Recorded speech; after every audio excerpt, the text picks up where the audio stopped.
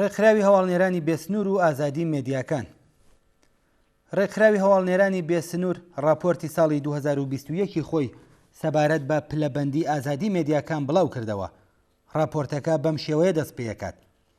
پلەبەندی جیهانی ئازادی مێدیاکان کە لەلایەن ڕێکخراوی هەواڵنێرانی بێسنوورەوە کۆکراوەتەوە و لە ماوەی 1 ساڵدا بارودۆخی ڕۆژنامەوانانی لە 180 وڵاتی جیهان داوەتە بەر لێکۆڵینەوە، نیشانی ئەدات کە پیشەی ڕۆژنامەوانی سەرەکیترین واکسنە بۆ ڤیرۆسی زانیاری ناڕاست.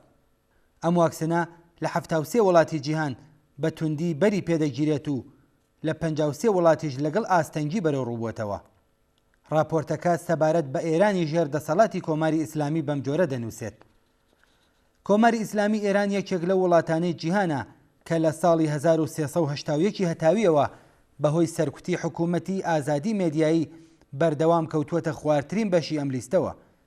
گشتگیربوونی کویدی 19 وێڕای هەوڵی بەرپرسانی حکوومەتی لە نمایشی هێنانە خواری ئاماری نەخۆشان و قوربانیانی ئەم نەخۆشیە بارودۆخەکەی خراپتر کردووە. حکوومەت لە حاڵێکدا باز لە مەرگی 66,000 کەس دەکات کە بە پێی هەندێک لە ئامارەکان ئەم ژمارەیە پتر لە 180,000 کەس بەراورد کراوە.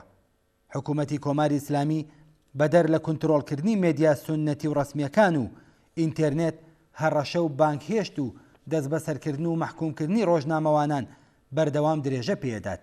لەلایەکی دیکەوە ئێران لە ماوەی 50 ساڵی ڕابردوودا زۆرترین ژمارەی حکمی ئەعدامی دژ بە ڕۆژنامەوانان دەرکردووە و بەکردەوەی دەرێناوە. راپۆرتی ڕێکخراوی هەواڵنێرانی بێسنوور بە پێی پێوەرە نووسراوەکانی کۆمەڵگەی پێشکەوتووی سەرمایەداری ئامادە دەکرێت. بێگومان ئەم پێوەرانە لە چاو پێوەری دەسەڵاتە بە ئاشکرا دیکتاتۆر و دژە مرۆیی و هارەکانی وە کۆماری ئیسلامی دەتوانێت ئەرێنی بێت. بەڵام ئەم ڕێکخراوە کە خۆی سربەخۆ پێناسە دەکات بەشێکە لە ناوەندی سەرمایەداری جیهانی کە سیاسەتەکانی بەپێی ئاراستە سەرەکیەکانی ناو بورژوازی هەندێک لە وڵاتەکان لەوانە ئەمریکادا دەڕێژێ. بۆ نمونە بۆ ئەم ڕێکخراوە گرنگ نییە کە گەشت مێدیاکانی هێڵی ڕسمی یان مێدیاکانی خزمەتکاری سەرمایەدارانی کەڵان لەدەست ژمارەیەک میلیاردێری دەستی ڕاستی و یان ڕاستی تونداژۆدان. بۆ ئەم ڕێکخراوە گرنگ نییە کە گەشت هەواڵنێران و نووسەران و کارمەندانی ئەم مێدیایانە ئەولەویەتی ئامادەکردنی تەوەر و هەواڵ و راپۆرتەکانیان لەلایەن باڵاترین کاربەدەستانی دەستنیشان کراوی ئەم میلیاردێرانەوە دیاری دەکرێت.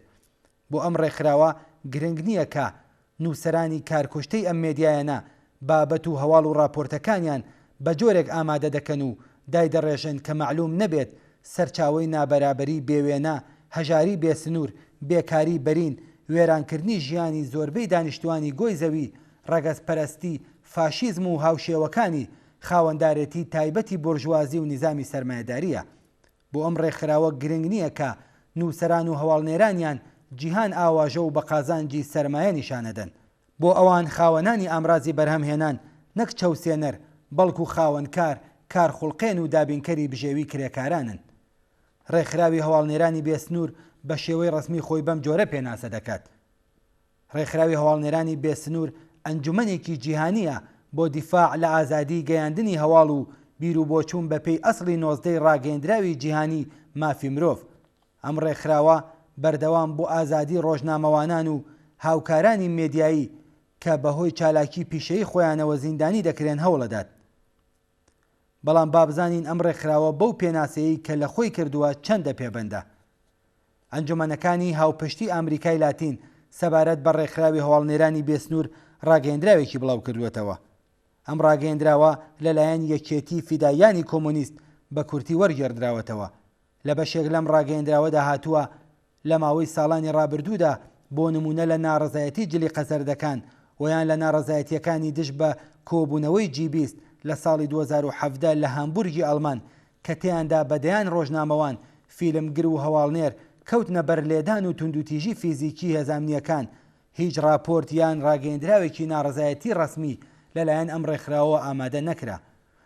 لە ڕێفراندۆمێکدا کە لە مانگی ئۆکتۆبری ساڵی 2017 لە ئایالەتی کاتالان لە باکووری ئیسپانیا بۆ مافی خودموختاری بەڕێوەچوو و بە خاتری دەنگی ئەرێنی زۆربەی خەڵکی ئەم ئایالەتە بە خودموختاری، دژایەتی و هێرشی دەوڵەتی ناوەندی لە مادریدەوە بۆ سەر ئایالەتی کاتالان دەستی پێکرد. لە ماوەی ڕۆژانی ناڕزایەتی بەرین دژ بە توندوتیژی پۆلیس لە شارە جۆرا و جۆرەکان دەیان هەواڵنێر بریندار بوون و دەست بەسەر کران و دادگایی کران. بەڵام ڕێکخراوی هەواڵنێرانی بێسنوور تا بە ئەمڕۆ هیچ ڕاگەیەندراوێکی لەم بارەوە بڵاو نەکردوەتەوە لە پەیوەند لەگەڵ کوژرانی 23 هەواڵنێری کۆلۆمبیایی کە سیاسەتەکانی دەوڵەتی تیرۆری کۆلۆمبیا ناشکرا کردبوو ئەم ڕێکخراوە بێدەنگی گرتەبەر. ئیدعای دفاع لە ڕۆژنامەوانان لەلایەن ڕێکخراوی هەواڵنێرانی بێسنوور لە حاڵێکدایەکە تا بە ئەمڕۆ تەنانەت یەک ئاکسیۆن بۆ ئازادی ئاسانژ دامەزرێنەری ماڵپەڕی لە قاودەری ویکیلیکس ئەنجام نەداوە. جولیان ئاسانژ بە ئامادەکردنی راپۆرت لە پەیوەند لەگەڵ ڕۆڵی ئەرتەشی ئامریکای باکوور و وڵاتانی ناتۆ لە بۆمبارانی عێراق و چەندین بەڵگە سەبارەت بە کوژرانی کەسانی مەدەنی لەم بۆمبارانەدا ئەرکی ئینسانی و ڕاستەقینەی هەواڵنێرێکی ئەنجامدا. ناوبراو بە خاتری بەجێهێنانی ئەم ئەرکە ئینسانیەی ساڵەهەیە لە لەندەن لە ژوورێکی تاکە کەسیدا زیندانی کراوە. تاوانی جولیان ئاسانژ هەوڵ بۆ لە قاودانی جەنایەتی جەنگی و خەبات دژ بە سانسۆر بووە. لێرەدا پرسیار ئەوەیە کە بۆچی ڕێکخراوی هەواڵنێرانی بێسنوور هیچ ئەلاقە و مێلێکی بۆ ئازادی جولیان ئاسانژ نییە. ئەم ڕێکخراوە هەروەها سەبارەت بە ئێدوارد سنۆدین کە نزیک بە 10 ساڵە لە ئەمریکا ڕایکردووە بێدەنگی گرتووەتە بەر. ئێدوارد سنۆدین لە دیفاع لە ئازادی بیر و بۆچوون و بە ئامادەکردنی چەندین بەڵگە بە ئامانجی لە قاودان و بەرەنگاربوونەوە لەگەڵ دەسەڵاتی گشتی ئۆرگانە دەوڵەتی و ڕێکخراوە ئەمنی و سیخوڕیەکانی ئەمریکای باکوور و ڕۆڵی ئەوان لە کنترۆلکردنی ژیانی ئاسایی هاوڵاتیانی ئەمریکای باکوور کەوتە ژێر چاوەدێری و سەرنجام ناچار بۆ ئەم وڵاتە جێبێڵێت.